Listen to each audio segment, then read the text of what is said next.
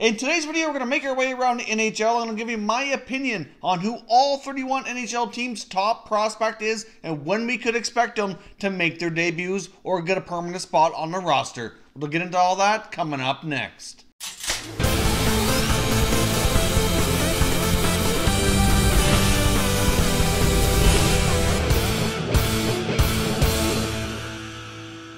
Welcome back to another video here at Top Shelf Hockey. If you're new to the channel, thanks for stopping by. We review and discuss all 31 NHL teams, so if you're a huge hockey fan, consider subscribing and clicking the bell so you don't miss anything. So as I mentioned, today we're going to go through with the NHL and give you my opinion on all 31 NHL teams' top prospects. Now we're going to break this up into teams into divisions. So I'm going to go through division by division. Instead of going alphabetical here, just going to change things up and keep it a little bit more interesting. I did a video like this approximately 1 year ago, and a lot has changed. So I want to kind of go through and give an updated version here. Now, of course, during the offseason last year as well, we had a very in-depth series covering top prospects for all 31 NHL teams. So if you missed any of that and you want to go back and watch it, there's a whole playlist created during the last offseason for every NHL team doing an in-depth analysis on all 31 teams' top prospects. Many of them were collaborations. I brought on as many special guests as I could who cover those teams more specifically to kind of give their thoughts on it as well. So if you missed that, you can go back and watch it. And there's going to be a new series of the same thing coming up this summer as well. So stay tuned for that if you want a little bit more in-depth analysis and coverage. But for today, we're just talking about the top prospect for each team. Now let's jump in here. We're going to get started with the Pacific Division. Getting started now with the Calgary Flames. It's a kind of a toss-up, in my opinion, between defenseman Hughes and forward Dylan Dubé. They've each had a little bit of NHL experience this year. Right now, I do think Dubé is more than likely my pick for the top prospect, but I really like Valimaki as well. Although considering the Flames' defense and where things are at with the guys that are ahead of him, I do think it's quite possible. It might take him a little bit longer to kind of nail down a permanent spot, but Dylan Dubé certainly had a terrific career in the Western Hockey League, had an opportunity to be team captain for Team Canada at the World Junior Championships as well. So he has a lot of scoring prowess, a lot of leadership qualities, and I really like Dylan Dubé. So for me, Dubé is the Flames' top prospect here as of right now. Next up, we get the San Jose Sharks, and in my opinion, it's a little bit of a toss-up between Dylan Gambrell and Sasha Chemlevski. Chemlevski really broke through at the most recent World Junior Championship as one of the top players for Team USA. Really had an awesome tournament, scored some really big goals. But I'm going to go with Dylan Gambrell here just because I do think he's a little bit more NHL ready. He's had a little bit of an opportunity this year. I can see him next year more than likely being a little bit more of a regular, more than likely projects to be like a number 3 center. Could be a number 4 in some situations depending on the depth of the team. The Sharks have a pretty deep team, so getting further up the lineup than that, it's going to be tough for Gambrell. But right now, I can see him, being on a limited role this year and certainly, hopefully, being a full-time member of the roster going into next year. Next up, we get the Vegas Golden Knights, and this one's a little bit easy, especially considering the trades they've made, but center iceman Cody Glass is by far their top prospect.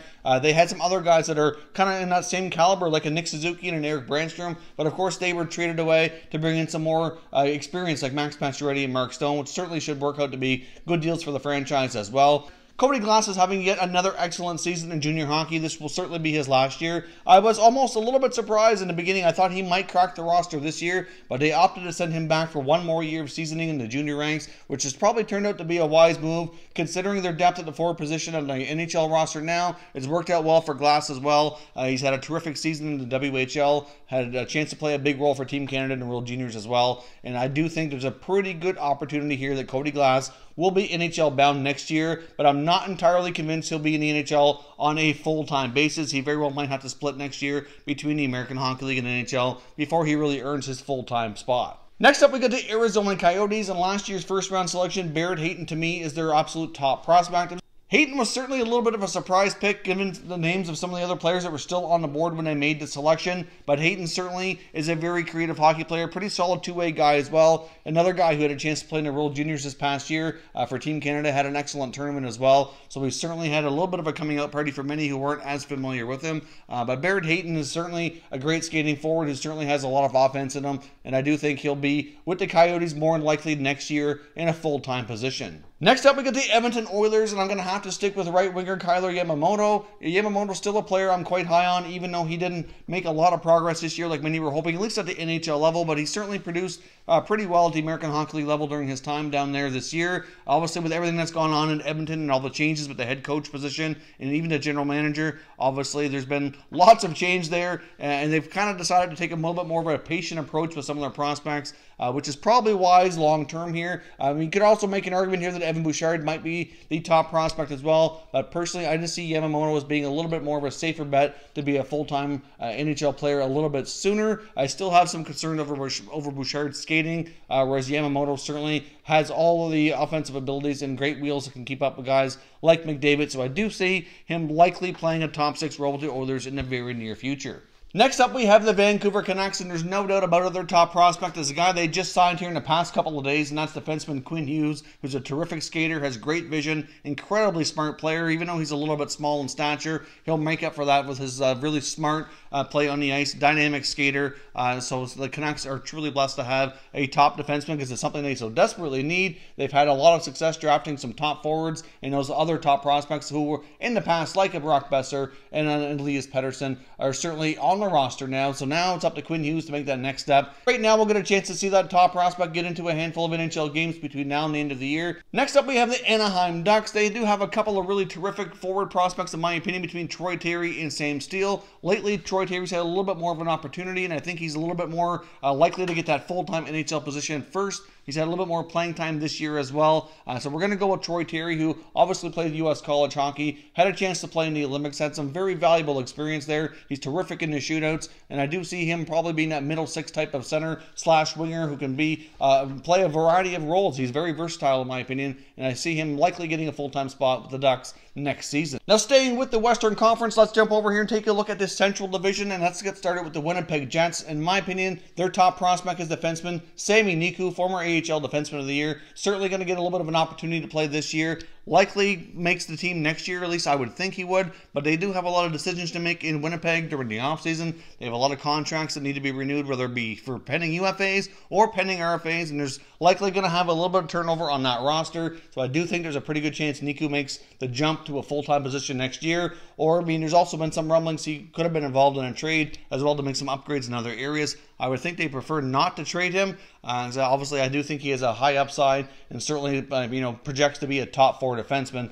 But I think they want to keep Niku and try to find a way to get him into the lineup on a more regular basis next season. Next up, we get the Nashville Predators, and their top prospect is still Eeli Tolvanen. In my opinion, the Predators' prospect pool is one of the weaker ones in the NHL. They've traded a lot of picks to try to stay relevant and competitive in the past couple seasons, and that certainly worked out quite well for them. Obviously, they had a run to the Stanley Cup Final not long ago, and they're still very relevant, one of the top teams in the NHL, and their window to win is definitely a little bit shorter than some of the other top teams here in the next couple of years. So Tolvanen's still that guy, and obviously once we get beyond that, they're going to have to be a little more cautious with keeping their picks here, kind of restocking the cupboards. Tolvanen's had a little bit of a down year this year, but I still have a lot of belief in his abilities to be an NHL player and an effective one at that, and he's still Nashville's top prospect as of today. Next up, we have the Colorado Avalanche, and there's no doubt their top prospect is defenseman Cale Makar, who's playing U.S. college hockey, and it is likely expected, like Quinn Hughes did with Vancouver, to likely sign with the Avalanche once this season is complete here. He could be signing with the Avalanche just about any time here in the next few weeks. Very likely he might get into a few games before the end of the season. Not a guarantee, but certainly a strong possibility.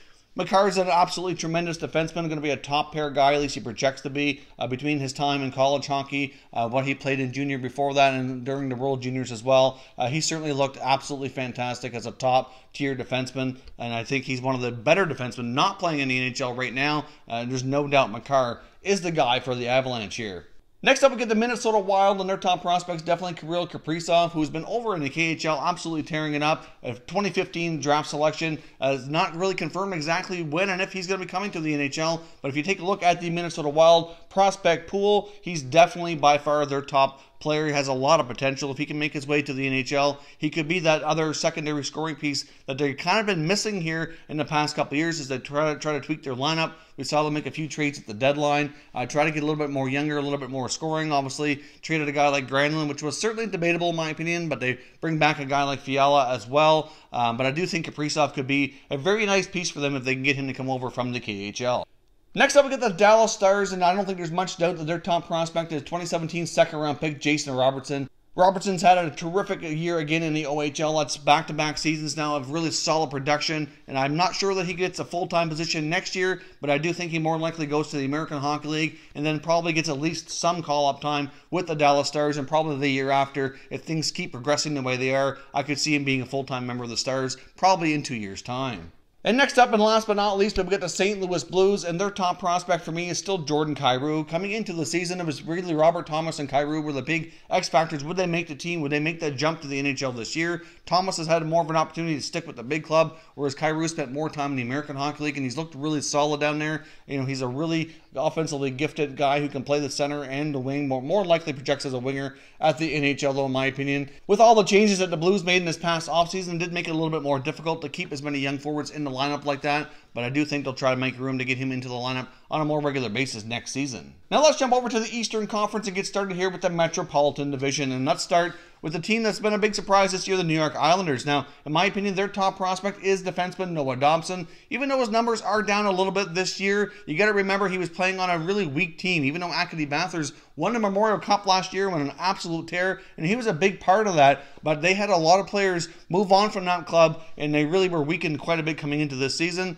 and his numbers certainly reflected that. Once he was traded and had a chance to go to a stronger team, his numbers have picked up, and I do think it's not really a reflection on him, in my opinion.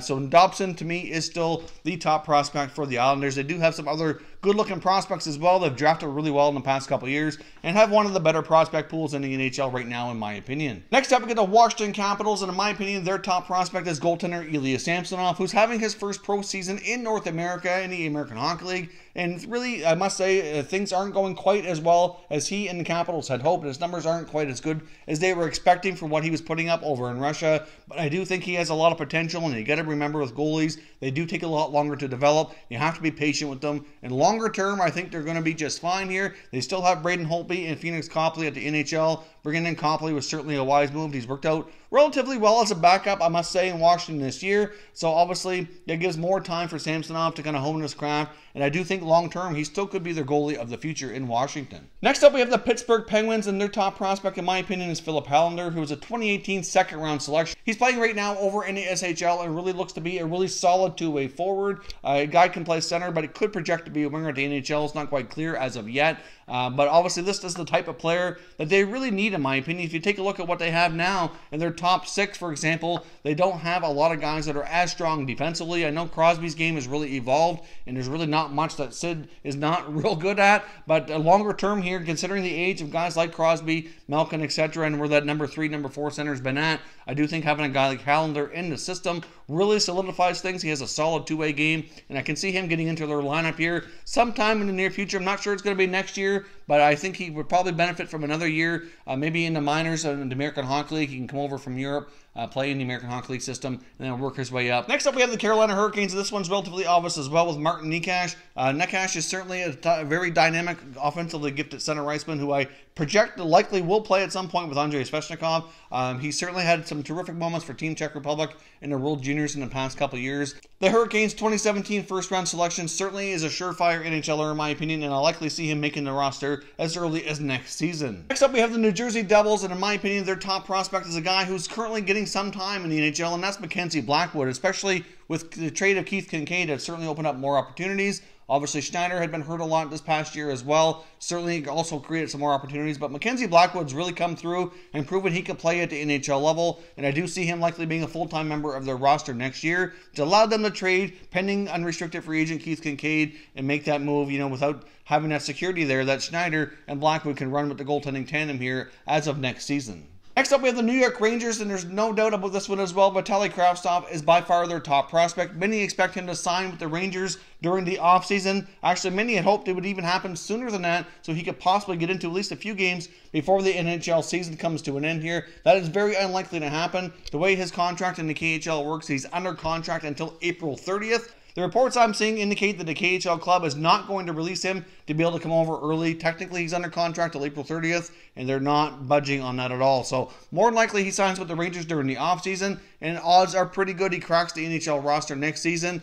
or he could end up, spending some time split between the American Hockey League and the NHL. Either way, he's a terrific prospect, one of the best prospects outside the NHL right now, looking to make the jump, and I expect big things from him here in the near future. Next up, we get the Philadelphia Flyers, and their top prospect with no doubt is Morgan Frost, who has back-to-back 100-plus point seasons now in the OHL for the Sault Ste. Marie Greyhounds. This guy's a terrifically talented offensive playmaker as well as goal scorer. Another guy who had a chance to shine for Canada at the World Junior Championships, had 8 points in that tournament here most recently, and really showed that he's ready to make that next step. I was a little bit surprised in a way that he didn't make the Flyers roster out of training camp this year, but obviously sending him back to junior probably was the right decision looking back. He had another terrific year.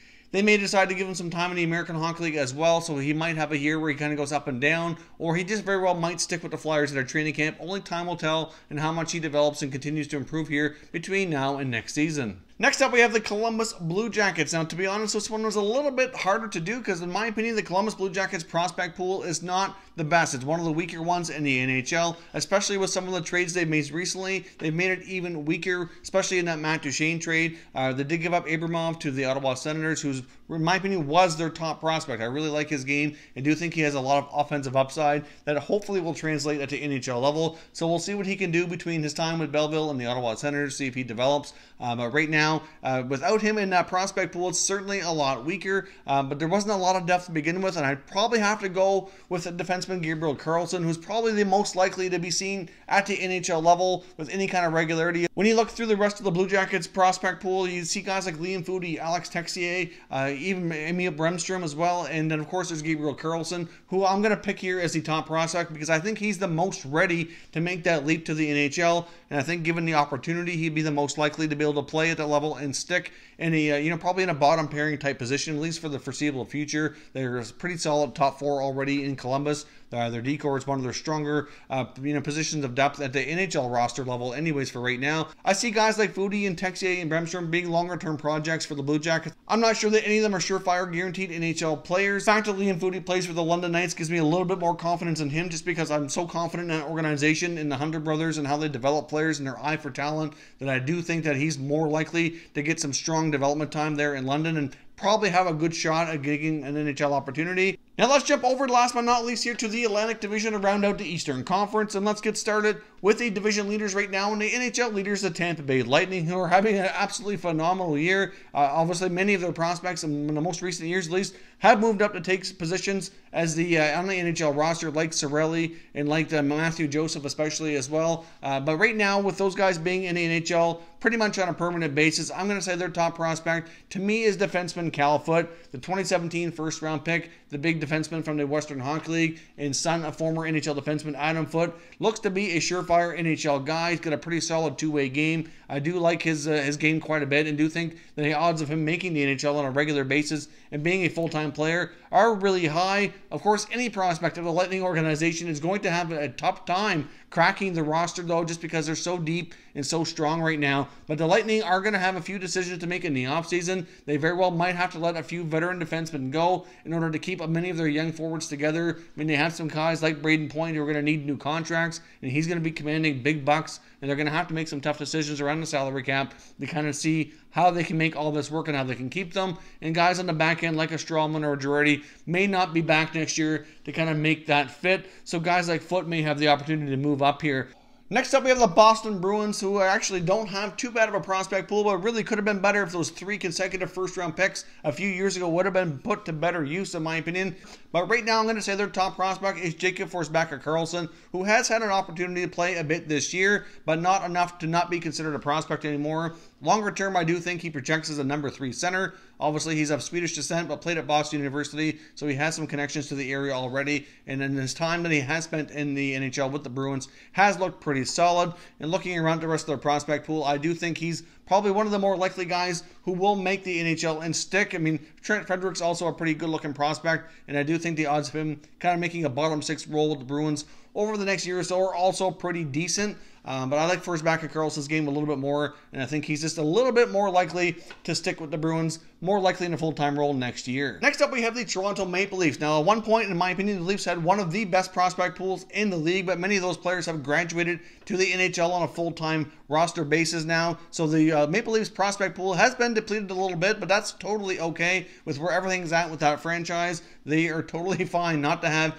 too many prospects. The fact that so many guys have worked their way to the NHL and so many of those top picks were used very wisely and on players who have turned out to be terrific hockey players for that franchise. Right now, their top prospect is a toss-up between Rasmus Sandin and Calle Rosen, both left-shot defensemen who's been mostly playing with the Toronto Marlies. Of course, Sandin was just recently drafted in 2018 as a first-round selection, whereas Rosen was signed as a little bit older. Calle Rosen is under contract for next year as a one-way deal as well, so that should be interesting to see how they handle that. So I do expect him to get certainly some playing time and more playing time with the big club next year. I do think he likely does project to be a pretty decent defenseman, but Sandin's long-term effect on the team could be pretty strong as well, and he very well might prove to be a better defenseman than Rosen longer term, but in the short term here, I think Rosen's more likely to get that NHL opportunity due to his contract and obviously because of his good play as well with the Marlies. And I do see him being, with the Leafs likely next year, but he could end up being a lot like Justin Hall this year where he may not play